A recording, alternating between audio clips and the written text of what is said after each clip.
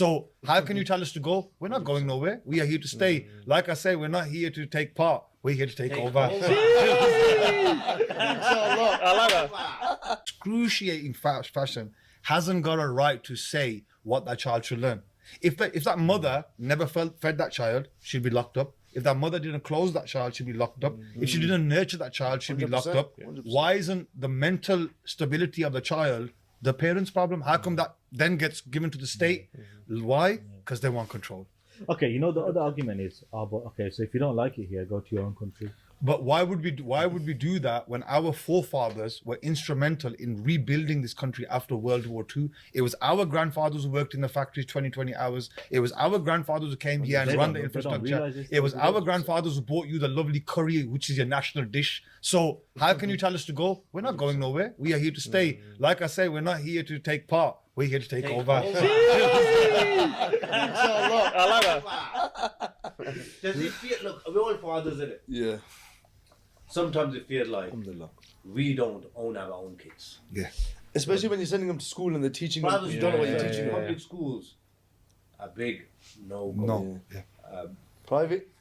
Exactly that. Private's No, but okay. it's still part of the curriculum. I think a lot of up now are going towards homeschooling now. Yeah, That homeschooling, is, yeah. that is the best option. Yeah. I'm actually Homeschooling doing is homeschooling You do myself. homeschooling? Yeah, inshallah, for my kids. I don't plan on sending them to school. But with that as well, just to add, because we had the conversation, like homeschooling is fine, but what the government's actually doing now is they're developing a task force whose job is going to be to go to homes and say to parents, have you covered this curriculum? And if you haven't, then you're going to be, that option from homeschooling be taken away from. So regardless, they're trying to get you from And just every for angle, innit? clarification, because I think people might think we want our children to learn about the diverse, lovely society that exists here in 100%, Britain, yeah. but we will not allow them to teach our children about the diverse society while infringing on our religious characteristics Yes. or the religious characteristics of any Abrahamic faith. Any Abrahamic faith. I met a guy, Christian, practice Abrahamic faith, in the gym. We sit in the sauna. He knows I'm a lawyer. And he said, can I get some advice off you? I go, I'm not awake, but go on, go for it. He goes, it's fatherly advice, not legal. I've seen you with your child here, so I want to ask you a question. They're teaching my child, who's 8, they're going to implement LGBTQ lessons or sexual education lessons within the school. What would you do? What would you do?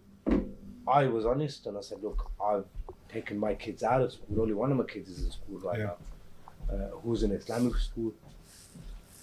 But it's up to you. What do you want to do?